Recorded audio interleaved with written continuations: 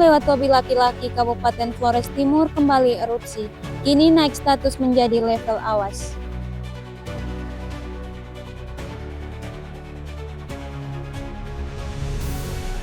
Badan Narkotika Nasional Kabupaten Belu salurkan bantuan 1.000 ekor ayam broiler kepada masyarakat daerah perbatasan.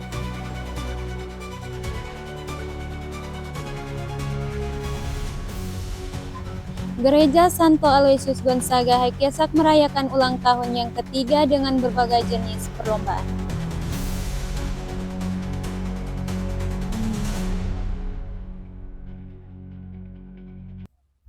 Halo pemirsa, saatnya Anda menyaksikan Mbak Ita Belu. Program berita terupdate yang terjadi di Kabupaten Belu selama sepekan. Bersama saya Matil Billy akan menemani Anda dalam setengah jam ke depan.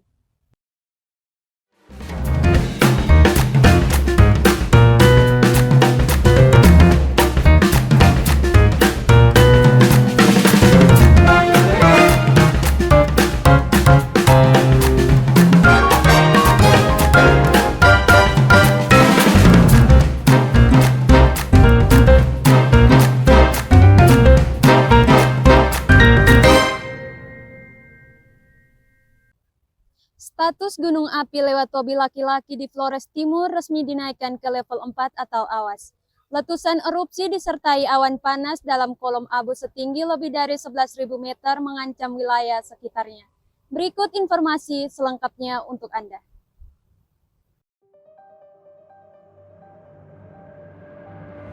Aktivitas gunung api Lewotobi laki-laki di Kabupaten Flores Timur, Nusa Tenggara Timur kembali meningkat tajam.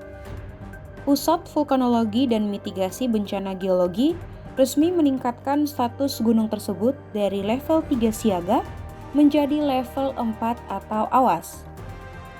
Erupsi terbaru Gunung Lewotobi laki-laki terekam di seismograf dengan amplitudo maksimum mencapai 47,3 mm dan durasi sekitar 6 menit 53 detik. Letusan disertai awan panas erupsi yang menyebar ke segala arah dengan tinggi kolom abu diperkirakan mencapai 10.000 meter di atas puncak atau setara dengan 11.584 meter di atas permukaan laut.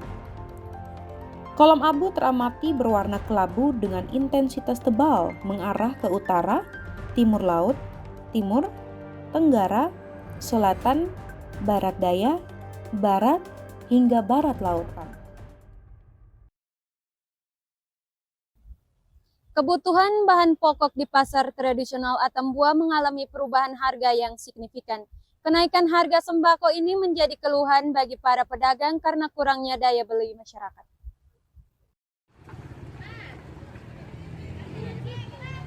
Sejumlah harga kebutuhan bahan pokok atau sembako di kota Atambua mengalami kenaikan. Kebutuhan pokok seperti cabai, bawang merah, bawang putih, dan kentang mengalami perubahan harga yang signifikan. Kenaikan harga sembako ini menjadi keluhan para pedagang dan membuat dagangan mereka tak habis terjual. Selain itu, harga sayuran seperti kentang, wortel, buncis, dan tomat juga naik meski tidak signifikan.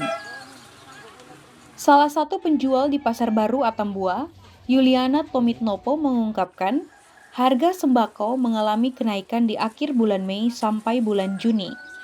Dirinya menyebut, harga bawang putih dan bawang merah mengalami kenaikan yang signifikan. Dari harga sebelumnya hanya 30 sampai 35.000 per kilogram, kini naik menjadi 50.000 per kilogram. Tomat kami beli 1 ember 65, kami jualnya 7 buah 5.000. Kentang begitu. Kalau kentang kami beli dengan 20, kami jual 25. Kalau kami beli dengan 25 berarti kami jual 30. Kalau bawang merah kami jual dengan 50.000 per kilo. Sama dengan bawang putih, paling tidak dapat 5.000 saja. Belum kita beli kantong, belum bayar karcis. Barang ini akan menurun kembali supaya kami bisa dapat untung sedikit.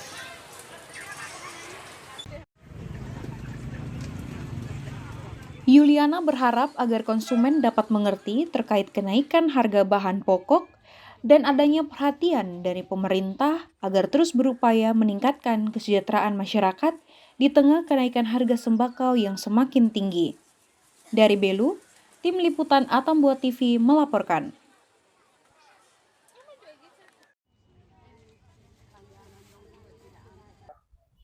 Mencegah adanya kekerasan dalam rumah tangga dan menerapkan pola hidup bersih dan sehat, pemerintah Desa Sadi gelar sosialisasi KDRT dan STBM kepada masyarakat.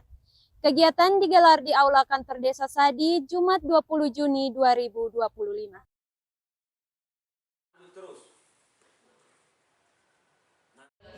Mencegah kasus kekerasan dalam rumah tangga dan menerapkan pola hidup sehat, pemerintah Desa Sadi gelar kegiatan sosialisasi KDRT dan STBM bagi masyarakat. Kegiatan sosialisasi pencegahan ini menjadi sangat penting untuk meningkatkan kesadaran dan pemahaman masyarakat mengenai dampak buruk yang ditimbulkan oleh kedua masalah ini.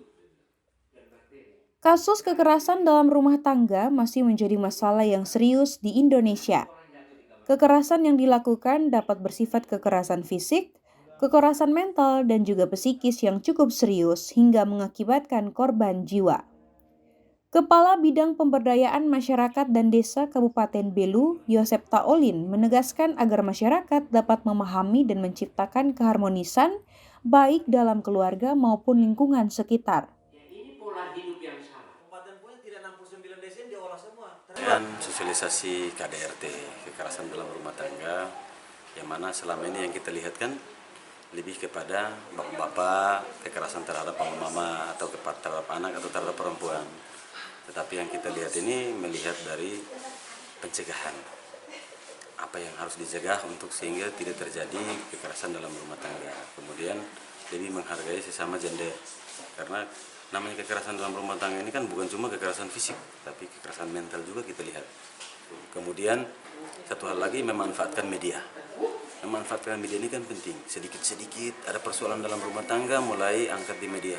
Ini yang kita tidak inginkan, hal-hal yang kita tidak inginkan, yang mana urusan rumah tangga kita umbar di media kan semua orang jadi tahu kalau kita punya rumah tangga lagi tidak baik. Nah, pintar-pintar dalam menggunakan media sosial, yang mana kehidupan rumah tangga tidak layak untuk kita umbar ke luar. Selain KDRT, pola hidup sehat juga menjadi perhatian untuk diterapkan masyarakat. Camat Tasik Veto Timur, Arter Rinmalai menjelaskan, hidup sehat merupakan kunci utama dalam mensejahterakan masyarakat. Ia juga menjelaskan 5 pilar pola hidup sehat kepada masyarakat. Kita ingin orang berperilaku hidup yang sehat dengan menerapkan 5 pilar itu. Dari buang air besar tidak boleh sembarangan sampai pada pengelolaan limbah cair, termasuk pola makan, pola minum, bagaimana menyajikan makanan, menyajikan minuman, bagaimana mengelola sampah gitu. Sehingga lingkungan ini bisa menopang kita agar kita menjadi sehat. Apabila lingkungan tidak sehat, pasti manusianya juga tidak sehat. Jantung. Ya, ini pola. Tujuan utama dari pola hidup sehat adalah meningkatkan dan memelihara kesehatan fisik dan mental, serta mencegah penyakit. Diharapkan dengan adanya sosialisasi ini dapat meningkatkan wawasan masyarakat dalam menerapkan di kehidupan sehari-hari.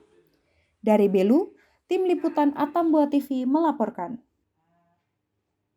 Badan Narkotika Nasional Kabupaten Belu salurkan bantuan 1.000 ekor ayam broiler kepada masyarakat daerah perbatasan sebagai bentuk pencegahan penyalahgunaan narkoba di daerah perbatasan. Informasinya usai jeda.